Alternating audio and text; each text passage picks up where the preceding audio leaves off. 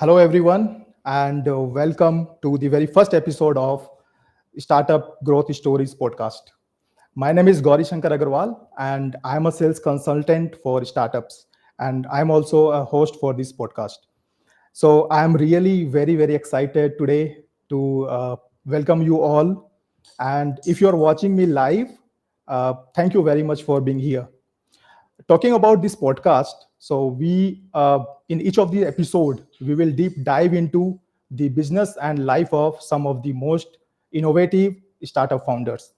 We will get into their learnings. We will understand from them their journey, and we will know more about their strategies that will help us fuel our own startup journey.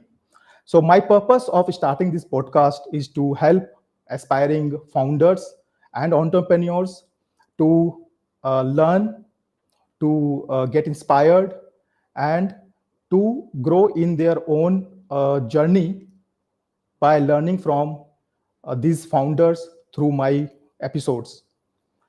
So, if you are someone who is planning to start a business, or if you want to scale your startup, get ready to learn, get ready to grow, and get ready to get inspired through our conversation. And with this, let me introduce first our two dynamic guests today. So we have Mr. Venkat Ramakrishnan, who is the founder and CEO of iScalePro, and Mrs. Vidhya Chandrasekaran. She is the co-founder of iScalePro. Talking more about Venkat, so Venkat comes with almost over 2 decades of experience in product and engineering leadership. He has previously served as director of engineering at Vajro, and he brings a wealth of expertise in scaling innovative solutions. And Vidya's diverse background spans from program analyst at Cognizant to software trainer, quality control and marketing manager in the food industry. She also founded a successful culinary startup, and now she is co-leading iScalePro. So without further delay, let us welcome Venkat and Vidya to the show. So let me just bring them in.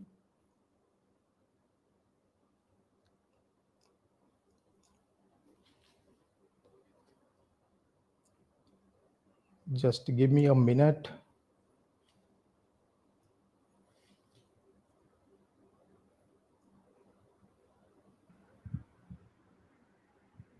Yes, Venkat is here. Let me bring in Vidya. Yes. Hi, Venkat. Hi, Vidya. Can you hear me? Yes, Gauri. Good evening and welcome to this show. I'm really very thankful to both of you, so that I know that you were having your busy schedule, but despite of that, you have agreed to come on this show. So let me just I cannot see you on the screen. Let me just bring you again once. Let me see. Yes, now I can see you. Yes. Okay, so let us start our conversation today, Venkat and Vidya. You guys are coming with a lot of experience altogether, right? And as we know that starting startup, when you are you are getting into the journey of a startup, right? You're thinking about it. There is something, some idea generally we come up with, right? Or some kind of a spark. Mm. So what has inspired you to start iScale Pro, Venkat? And what you are trying, actually you are trying to help with this product? Yeah. See, as far as to begin a company, I always had a mind of doing something on my own Mhm. from long ago. But the only thing, no, which most of the people have hesitation is how to do a startup, how to run, and the know-how thing is missing.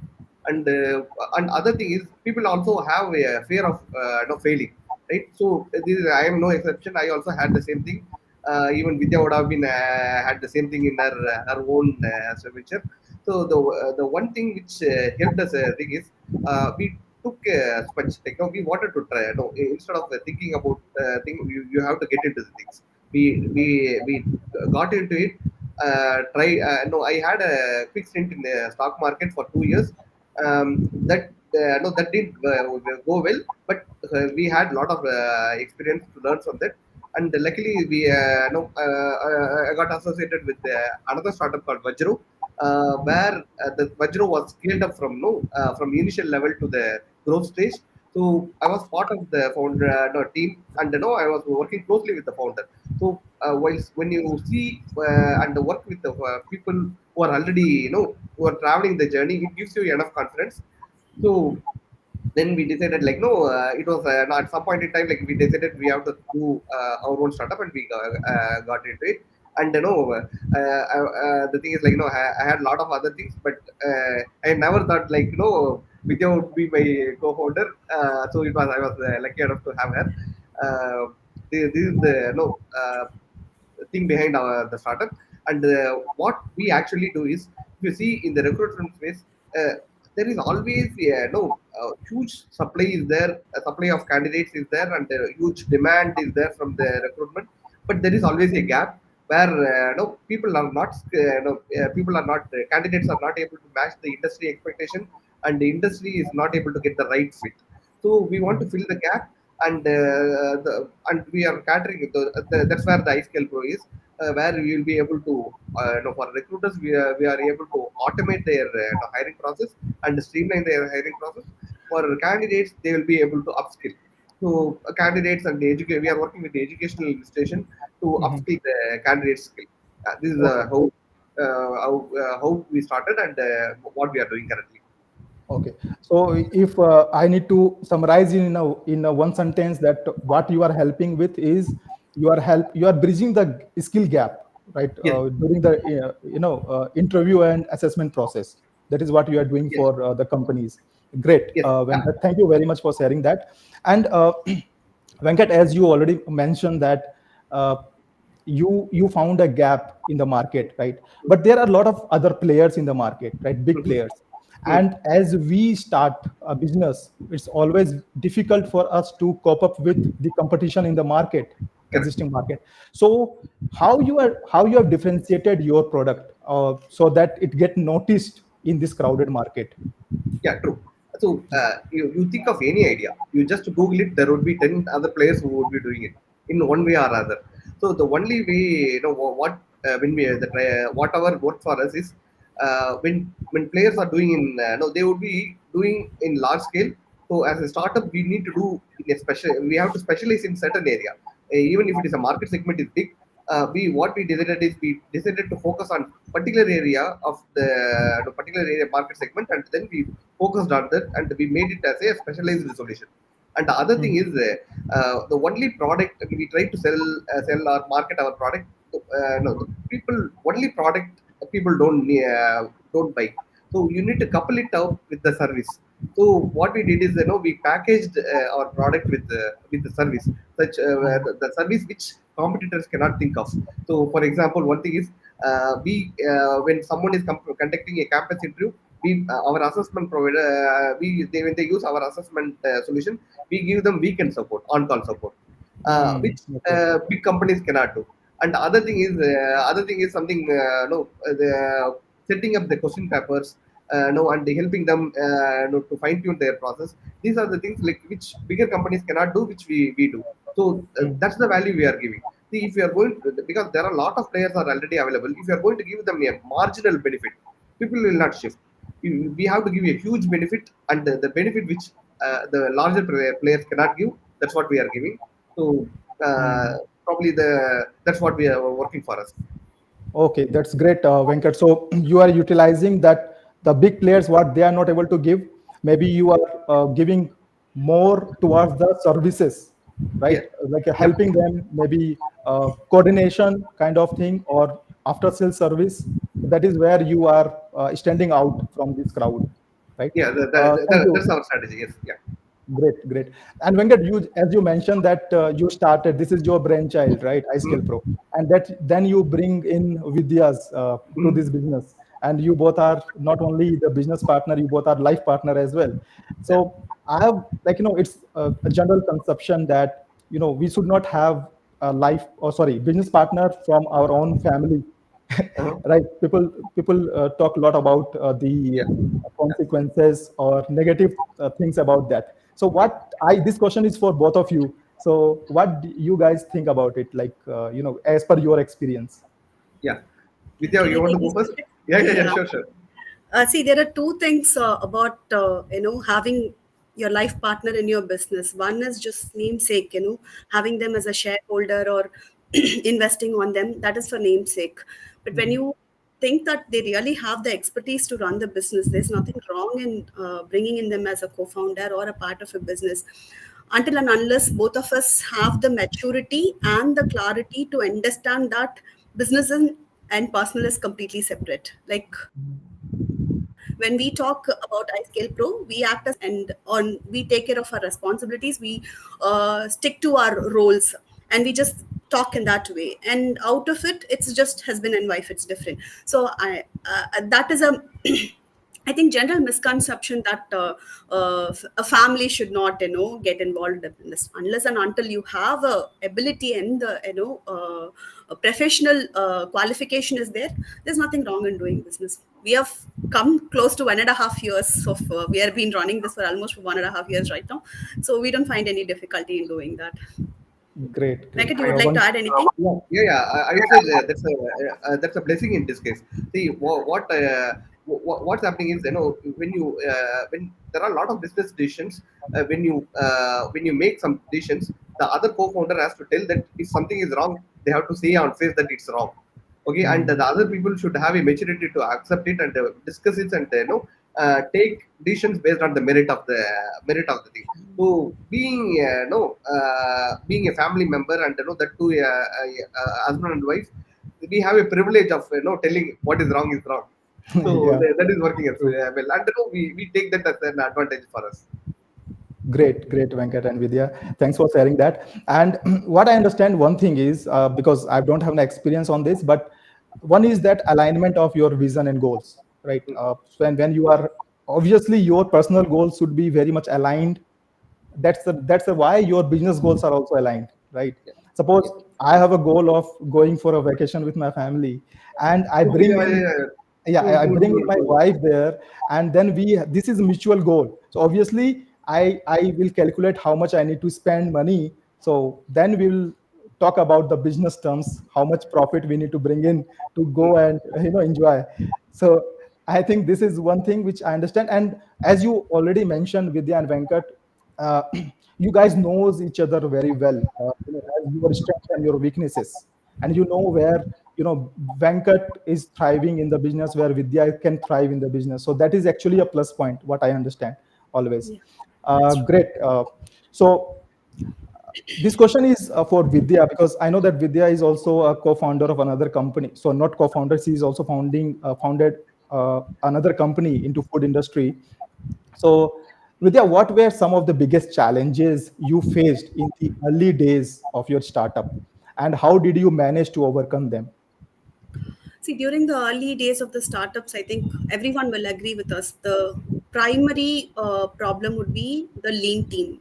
Initial stages, we will not have enough money to form a strong team, to hire someone with, best qualifications or, high experiences. We need to pay them with the industry standards. We will not be, as a startup, we will not be able to give them the compensations, immediate compensations I'm talking about, like a corporate will not be able to offer them. So building a team that is very strong, or putting the team in that place, this was initial challenges that we faced. So to overcome that, until we got funding or until we figured out how do we get those talents inside the team, so we had to kind of learn almost everything what is involved in our startup, and we had to take care of that for a time being. Say for example, this iScalePro, Venkat started the work somewhere in September of 2022, and we incorporated the company in December 2022. By the time in December, January, we had an MVP, that is minimum viable product, that Venkat had built on his own without anyone's help.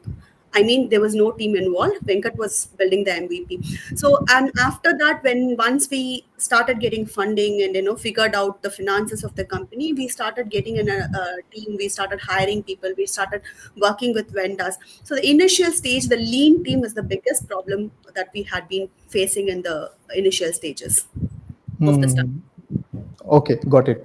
So, having the issue with the funds already, like obviously that we want to hire the right talent, and for right talent we need to pay them the right salary or Exactly. Yeah, compensation. true, true. Yeah, Okay, great.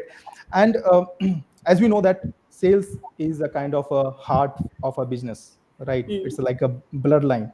So what kind of, you guys are not coming from a sales background, obviously you guys are tech guys. So what what were some of the biggest sales challenges you faced, and how did you navigate through them? So, I'd say, as you mentioned, that none of us have only a technical background, and a person who's kind of extrovert, it was really difficult to do sales needs and more introvert qualities, to break the ice and talk to people. So that was the one thing. And once we started reaching out to customers, it was we were kind of struggling to close the deal. We were running back and forth. The sales cycle was pretty larger than we expected. So we were not very sure what where we were going wrong in the sense, like, what we could have done better to complete the sales cycle in a shorter period of time. So these were the challenges that we had. And apart on top is where the issue was actually existing, and our product could have helped them to overcome the issue. It was quite difficult for us to make our customers break their traditional methods of doing recruitment and try to use an advanced product. So that barrier was also there, that resistance was also there. So to break all these things and then get them get closer to the decision makers and convincing them. So these were the stages that we were learning through our mistakes, and we were trying to reduce the sales cycle period.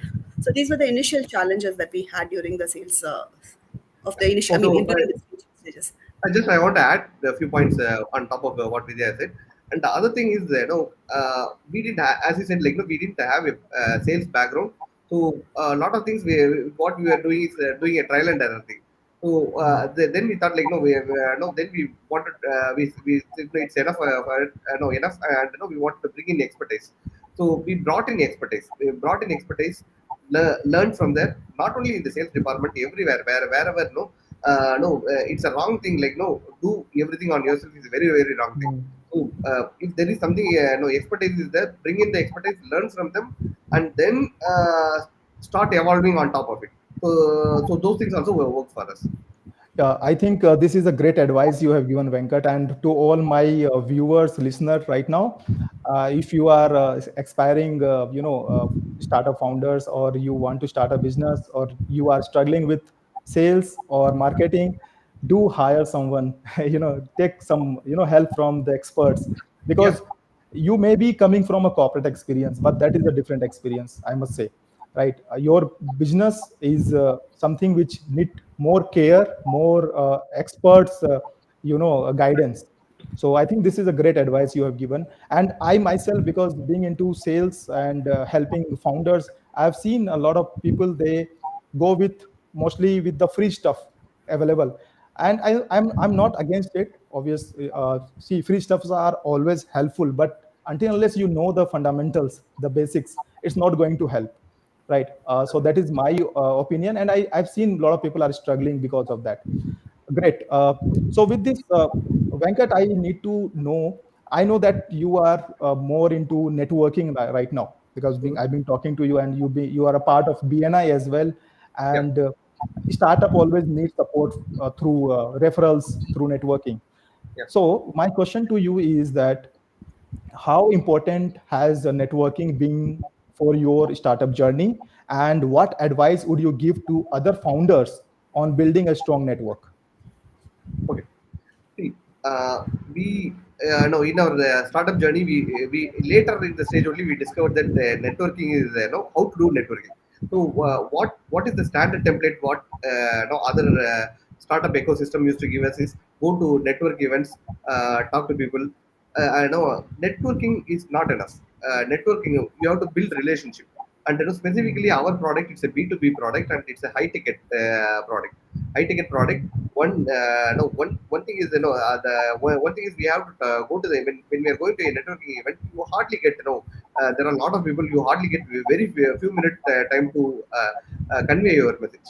What we can get is just get a card from them and set up a call, but we not even made an impression with them and not even get a trust with them. So but institutions like BNI, there are a lot of other things. I'm not saying why BNI is the one thing, because BNI worked for us. Like no, we tried a few other things, but BNI is the mother of networking, because it encourages you to do a continuous networking, so that with lot of players, you will be able to create a trust among the community. And you should not network with every other person. You have to network with the people uh, where your target customers are there, and then your and your people, the startups who are in growth stage.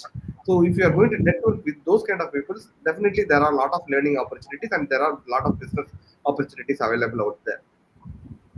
Okay.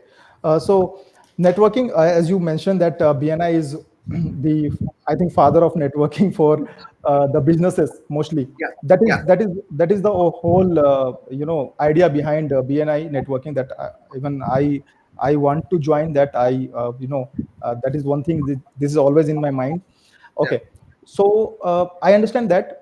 But nowadays, even I have seen that people take networking in a different way. Sometimes they see that their own benefit for their own benefit they're joining networking is not for, it's not a one street, like, we one yes. lane Very, work. It's like, from it is two ways, right? You yes, cannot expect something, you need to give something. yes, So yes, that is one thing I always focus on, that if I am networking with someone, I make sure that before asking something, I am giving them something valuable. That is more important. Great, Venkat. So uh, networking is one thing. We need to get into it, to get to know about business, not only to get businesses, but again interacting with a lot of founders, so yeah, that get their insights, to get learning from them, right? That is yeah, very important for that. Okay. And as we know that measuring success for is different for every startup, right? For every startup, the how they measure their success is different for to startup, founders to founders, right? For someone, generating revenue is a success for them. For someone, onboarding client, the number of client is a success for them. For someone, getting known in the market is a success for them. If I ask you, Venkat, how do you define success for your company, and what key metrics do you focus on at a different stage of your growth? okay, So, yeah, how do you define success for your company? okay. See, first I'll tell about because success varies from business to business. Mhm. First, I'll try to explain like what is success mean to us, and maybe I'll try to generalize things at the end. For us, we are a B2B product, and B2B product, and it's a SaaS B2B SaaS product. So gaining users is paramount. Gaining user base is a paramount, Mhm. and gaining customers is a paramount. Revenue can be picked up, yeah, because revenue is needed for the long term revenue is needed, but it can be little bit delayed. Mhm. But the onboarding the user is very important. So Mhm.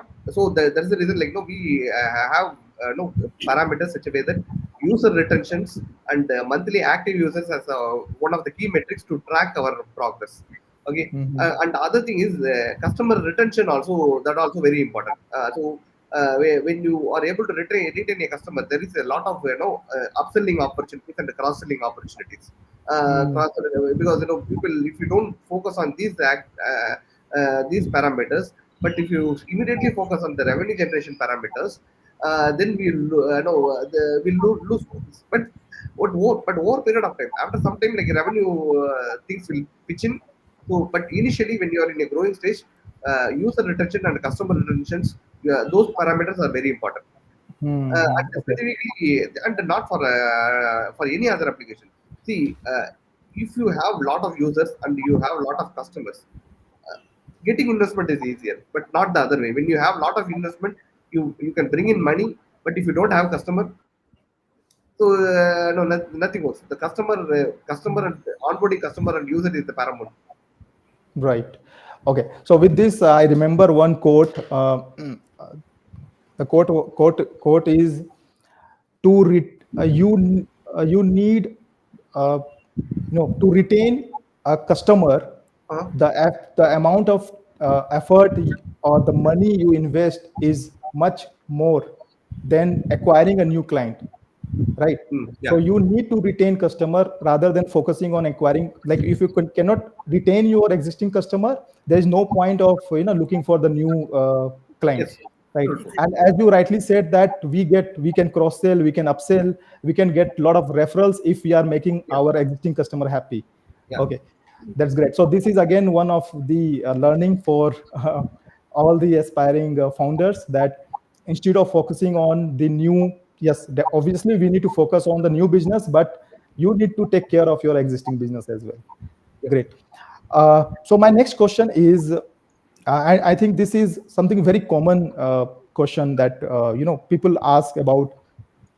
Uh, uh, Failures are actually are the best teacher, right?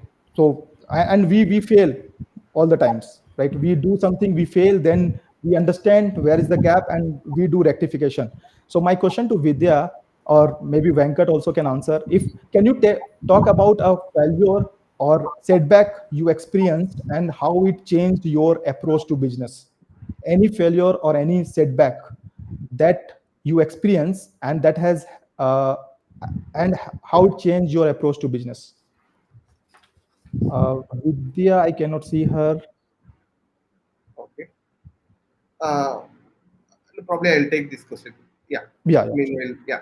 So setback is no, we had during for a startup, no, always you always operate with a limited fund.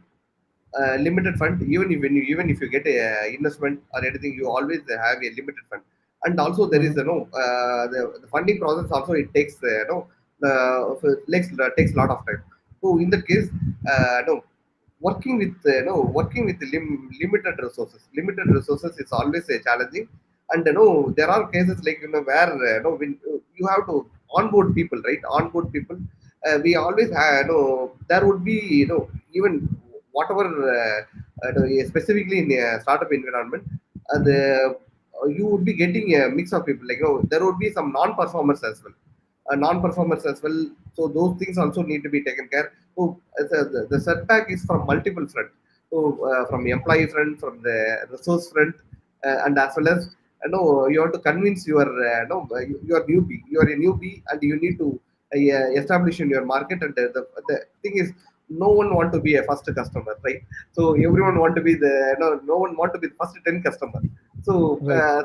if yeah, so if that is the case, like no, you have to, how do you show that how do you show that you are capable of delivering things? So Mhm. the lot of perceptions has to be met. So those are collectively it need to be met with lot of activities, like one we need to, so customers will have a lot of questions during the sales calls. So Mhm. that's the reason, like we need to have someone like who is already done sales, right? They will be asking questions like no, why you no. So those kind of things have to be answered. So there are a lot of things, Mhm. it is not only a particular thing. We had setbacks and challenges in multiple front. So only thing is, we have to bring in expertise, collaborate with the people, and to solve it. There are a lot of people to help. We need to ask. We need to ask for help and bring in expertise. Okay. So it's kind of a trust issue because we don't have much experience. So they want to know if we are capable of doing it or Yes, we are yes, capable of doing. This happens with everyone. yeah. Even if we are a new candidate, like suppose we start a job, we Hmm. always, company always look for experienced people, and we get through that through some experiences, obviously. And I think, yeah, this is one of the major challenge with startups, Hmm. at how they can prove themselves that they are the best, or they are not even best, that they are capable of doing what they are meant to do. right? Mm. So I think this is one of the biggest challenge right now. Yeah. And so as we discussed about one of the misconception already, about being a life partner into business. So, and there are a lot of other misconception. I am sure you guys have gone before starting a business. You must be having misconception in yourself, right? That we start with something and we have our own belief system. So, what are one, if you can share one of the myth that you would like to clear up for our listener or aspiring founders, that before starting. So I mean to say that before getting into the business, were there some of the myth which you were having that myth, and then that myth got break after you started your business, something like that, if you can share for our listener. I'll take this question, Venkat. Yeah, sure, sure. Yeah, good. Yeah. So, uh, the entrepreneurial journey, as we see from the outside of it, people always think that you can work according to your convenience. You can be like you can take an holiday whenever you want. The work timing is under your control. Everything under control. It's more like an overnight success in Rajinikanth movies. It's nothing like that. Once Right. you start working into a business, there's nothing in your control. The business takes you into control for the initial, at least during the initial periods of time. You have to put in a lot of effort. It will sometimes exhaust you in such a way that you might even think, why did I choose an entrepreneurship? I would have done a 9 to 5 job, or with a monthly salary and all those things. So that is the myth I wanted to break. It is nothing like you can work according to your convenience. When your client asks you something, see, as we were discussing earlier, retaining the client is the most important thing that business success to a business. So to retain the client, I know at least during some point of time or initial stages, we might have to go beyond our capability, or we have to extend our limits to go and support the client and all those things. So once if you're going to enter into a business, just make sure that you're going to put of your time into this. It's not like I'll do two jobs. I'll do a day job, and during the free time or a part time, I'll be an entrepreneur. No, your business will not get stopped at all. You have to put your 100% here. Only then you will be able to at least go through the path that leads to success. Whether we are reaching the goal different, but we know we'll make sure that we are on the right path to success only when you're able to put your 100% of effort into this business. It's not overnight success. It's not a super duper lifestyle and all those things. Maybe all those things comes once you're established and you're become a unicorn, or you're getting $1 million revenue and all those things. But during the initial stages, or at least when you're starting the business, don't come with a mindset that I will have a super lifestyle, or I'll be very famous. Initial struggles will be very, very hard. You have to go through them and accept the reality. Yeah, Yeah. I think this is a story of every employees thinking of starting a business. This is Yeah. one of the myth. And guys, so don't get into Chinese object syndrome. Okay, you need to spend 5 7 days a week sometimes. I Yeah. think most of the times. I sometimes our vendor team or even our team asks us, so you work on Sundays? We work 24/7, Yeah, true, 365 true. days. Yeah, just an anecdote I want to share. Like, when I was an employee, I have answered, like, when there was a request, like, when they asked for to work on a weekend. No, I used to say that no, I don't work on weekends. Okay, but now the no the karma is there, right? Okay. So now, if a customer says no, and we are very proud of it, like, doing it right. So we say no, we offer them. One of our USP is we take up, like, we do weekend support. So that is the trust we are giving, and no, we are committed for that. But no, I am saying that no, and for us, and when you choose, like, no, this is not only the work we may be doing this, but when you are doing a business, no, we are when we are going to do a business which where we have a passion, and we have a no, you have a purpose. Working on weekends or working overnight doesn't make, you don't feel like working. So Right, that right, keeps true. us energized. Yes, that is always there. So until unless we achieve what we started for, like what is behind, why behind why we started it, right? Yeah. Until we get near to it, there is no holidays. Right? So we Mhm. are always in our business, we are always on our business. Okay. Great. So with this, I have a follow-up question. Mhm. So as you said that we don't get holidays most of the time, we are always in the business. How you keep yourself motivated? I think this question is for both of you. So if I have to rephrase this, how do you keep yourself motivated when things get tough? And what advice would you give to other founders facing similar challenges? Okay. Vidya, do you want to take it up or shall I? You go first, Venkat. No problem. Okay, okay. Okay. See, um, one thing is there are two challenges. One if it is something related to monetary, like paying bills for your running your family, those things, no motivation will help. You need to have an arrangement. Okay, when you're going stepping into business, you need to have someone. So it is not something like even if you get funded, most of the time, no, the entrepreneurs are going to take less salary or no salary. Okay, Right. we should be very prepared for that. So you should have a balance that no motivation will help. Apart from that, there are a lot of challenges in the business, promoting your product. A lot of other challenges are there. As a founder, they should be self motivated. I know in the recent time I saw one quote that I keep on resonating in my mind. When there is a darkness around you, everywhere wherever you see like there is a darkness around you, look around. No, you may be the light. Yeah. So, Great. so the thing is like, this is a good, no, this resonates with me, but we should have this kind of mindset. See, the entrepreneur should be the torch bearer. So, if you are not going to, no, if you are not going to motivate yourself, how you are going to motivate your team? How you are going to, there are a lot of people, who have onboarded the entrepreneurship because of your leadership or your trust on you. So, Hmm. on your business. So how you are going to keep motivated? The only way is you need to be self motivated and keep on thriving and motivate others. True. Yeah, I totally agree with you, Venkat, that uh, motivation will not help us, get anything. We need, yes, motivation may help you to get to the door, but you Yes. need to open the door and get out wherever you want to go. That is what is there. Yep. It's Yep. like That is very true. it's like an instant coffee. Motivation works as an instant coffee, give you a little energy, and but you need to, you need consistency actually, Hmm. and that you cannot get with motivation only, right? Yep. I totally And agree with you also on you that. need to, And Vidya, whenever you you feel like, yeah, and whenever you feel like giving up, or whenever you feel like getting stuck, just look back at the path that you have traveled. Like, Hmm. just ask you a question.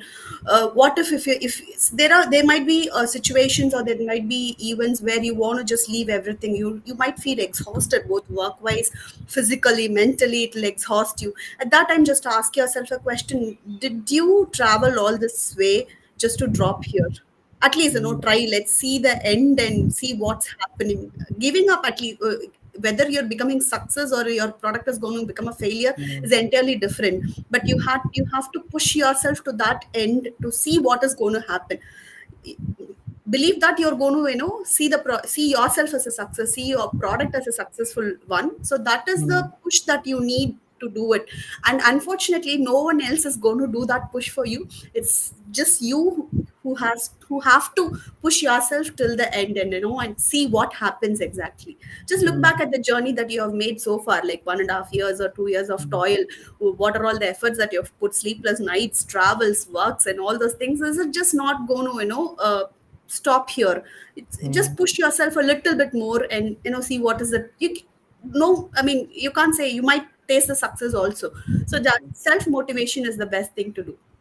right. This is, I think, very profound question you mentioned in the between, Vidya.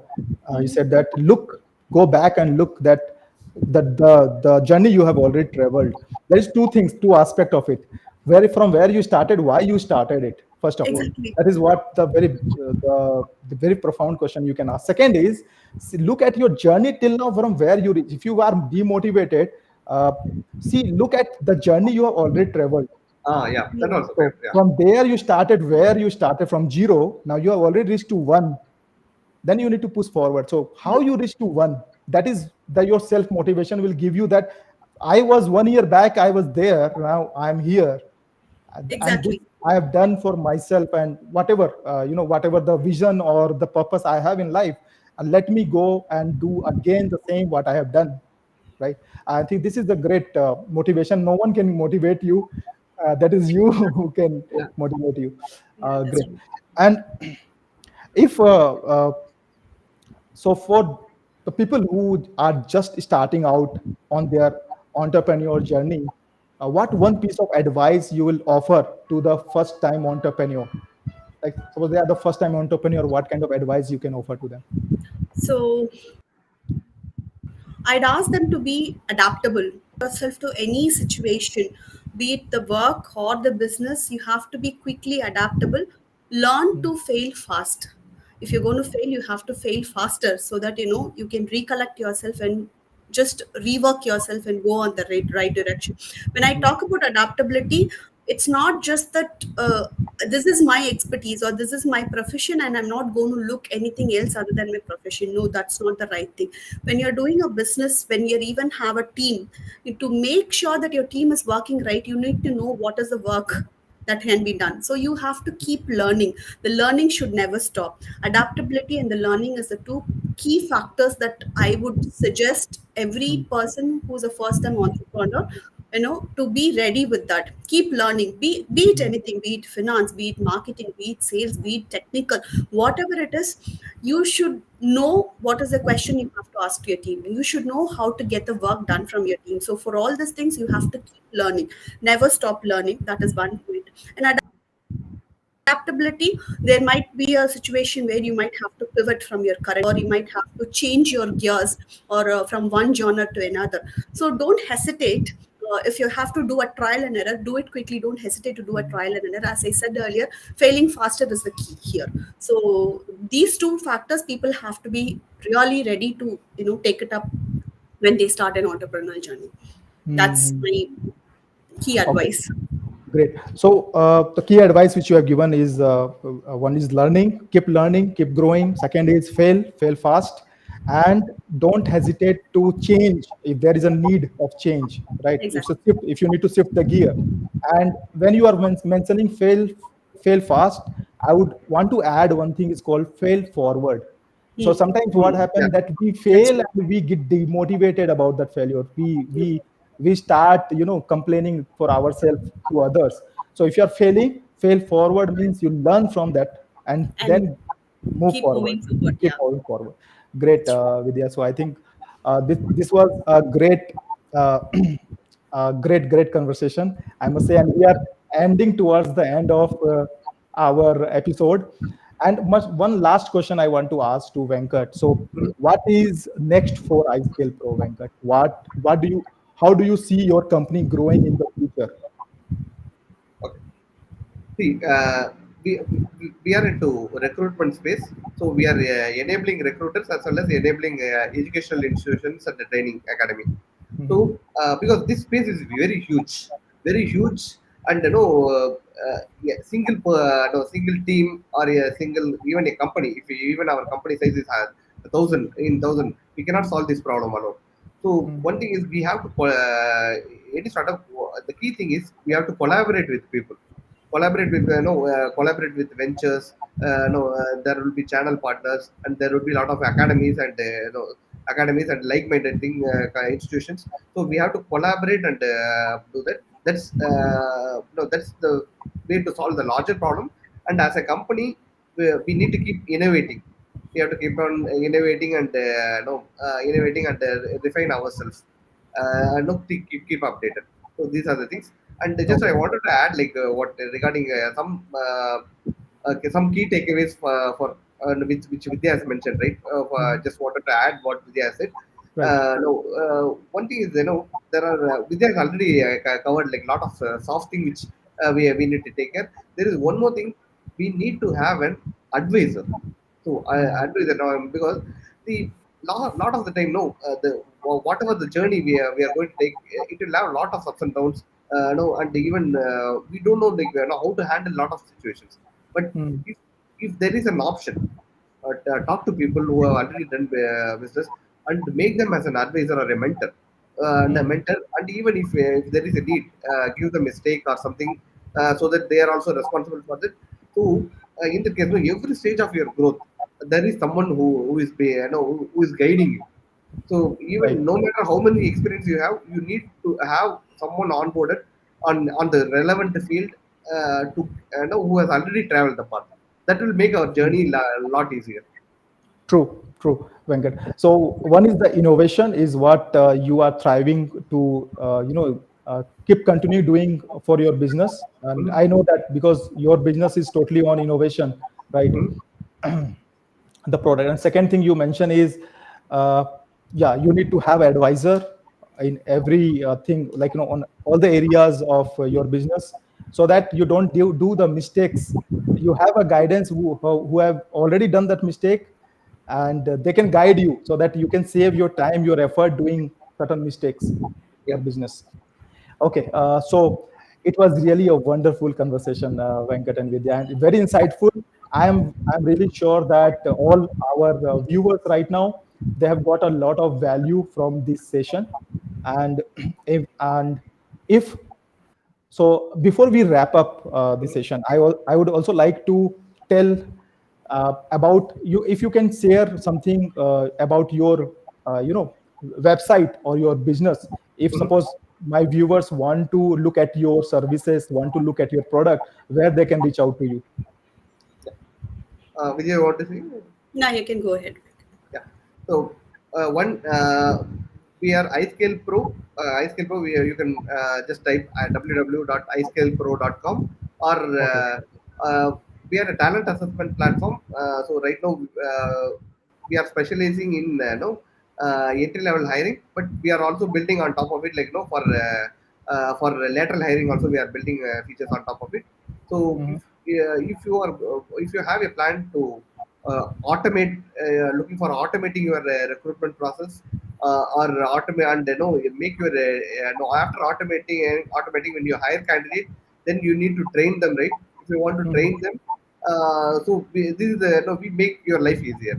So that's what we are trying to do. And for educational institutions and training academies, if you are looking for optimizing your training process and make your mock entry process better and then automate it, yeah, then you could reach us out. We'll definitely Okay. will be able to help on how you can accelerate your current process. Okay, great. So basically, the corporates who are into frequent hiring of tech profiles, mostly IT industries, educational institute. So if you are looking for interview assessment process, or you are looking for post employment training, Venkat has a solution, Vidya has a solution that is called iScalePro. You can reach out to them. You can go to their website called iScalePro.com, or you can also reach out to them on LinkedIn. You can have a discovery call as well, I think, right? So that they can have a look at your product as well. Am I right, Venkat? Yeah. Yes, yes, yeah, that's correct. Great, great.